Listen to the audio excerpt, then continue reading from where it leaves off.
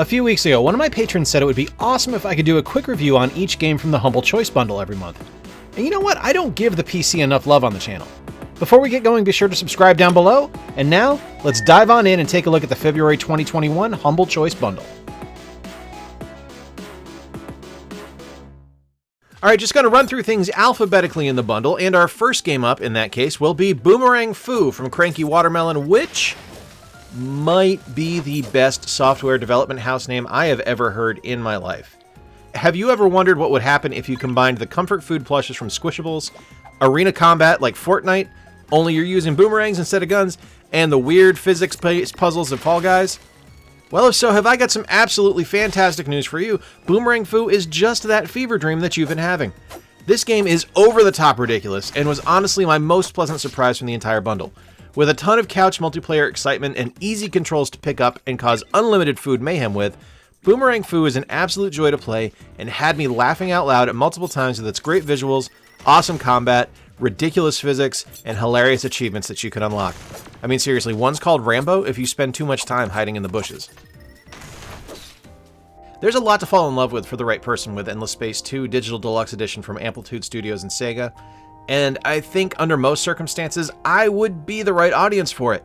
I love sim settlement and resource gathering games like Civilization more than is probably healthy, but for some reason, Endless Space 2 just didn't click for me when I played it. There is a lot of menu in this game, and a lot of it is kind of overwhelming. Where with Civilization you're gently walked through and given pointers, this was a pile upon pile of options and menus that, in its defense, does explain the game to you. I just didn't feel it explained it well enough that I knew what was going on or what I was supposed to do. I also felt like I was coming in during the middle of a movie.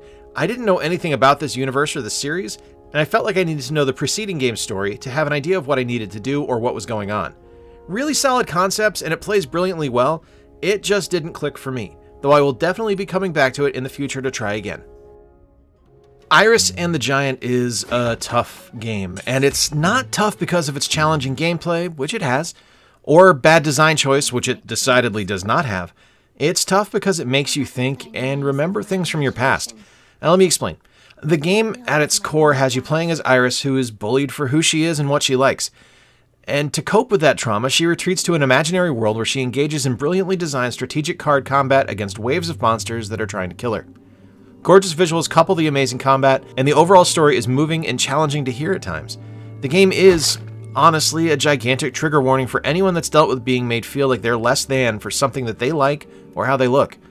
You discover repressed memories along the way, and they replay occasions of Iris getting bullied, and yeah, it's tough to stomach.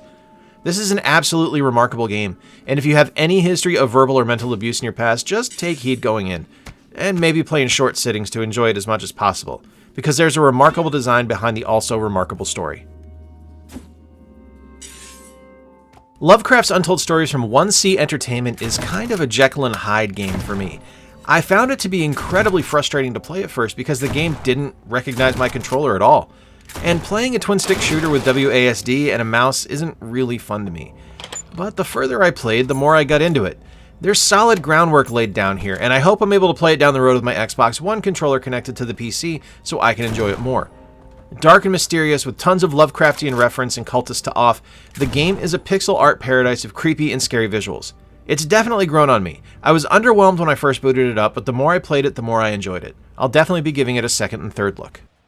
I think I now own Moving Out from SMG Studio in some way, shape, or form on like 4 systems or game delivery platforms, and this is the first time I've played it, and it's okay.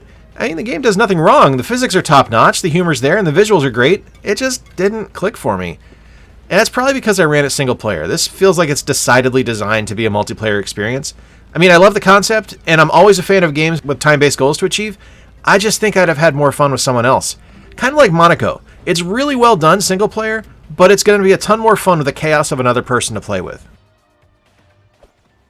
I really wanted to love Outward from 9 Dots. I looked at what was shown in the screenshots in the trailer, and I anticipated something massive and epic, and instead, it's kind of white bread with mayonnaise. It's an incredibly bland RPG experience, with not quite right visuals for the character models, just kind of there voice acting, and, to be fair, an absolutely killer soundtrack. But what set out to be a Neverwinter level gameplay experience is instead just kind of here. I'm going to put more time into it, but the combat leaves a lot to be desired, and the survival aspects of the game don't do anything for me. It honestly feels like a game that's trying to do 15 different things at once, and not really succeeding at any of them, which is a shame. I don't know why, but I honestly thought that Train Station Renovation from Live Motion Games could mess around and become the sleeper hit of this bundle. And nope, not for me. No, did not enjoy it. I didn't enjoy the parts that did work, and eventually I ran into a bug where I couldn't proceed through the tutorial. Hard pass. It's a bit nippy in here. I, capital L, love the Trine series, and Trine 4 from Frozen Byte is no different. Coupling amazing visuals with a magical whimsy and gorgeous music, Trine 4 The Nightmare Prince is another fantastic entry into one of my favorite PC gaming series, and is also great on the Switch, just to toss that out there. I don't need to say too much on this beyond it's a platformer where you can hot swap between the rogue, knight, and wizard, all who have different powers and abilities that you can deploy to access different parts of the level and to reach your final goal. Now, if you've never played a Trine game before, you totally should, because they're fantastic, but don't think you need to start at one. The stories in each game are definitely present and they're all fantastic, but you don't need to know a deep lore to enjoy each game. Trine 4 The Nightmare Prince is truly magical to enjoy. And here we have the sleeper hit of the bundle. Val Ferris from Big Sugar is Contra on a steady diet of steroids and heavy metal. A run-and-gun side-scrolling shooter with ridiculously over-the-top visuals, massive gore-soaked environments with deaths and explosions, Val Ferris is absolutely one of the best surprise experiences I have ever had picking up a game blindly.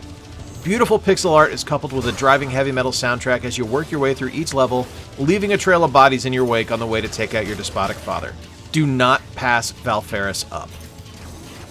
If you have never played a Valkyrie Chronicles game from Sega before, you might think you need to hold off on playing Valkyrie Chronicles 4 Complete Edition first because of an overarching lore that extends back to the start of the series. But honestly, I think you'd be okay to just jump in feet first here.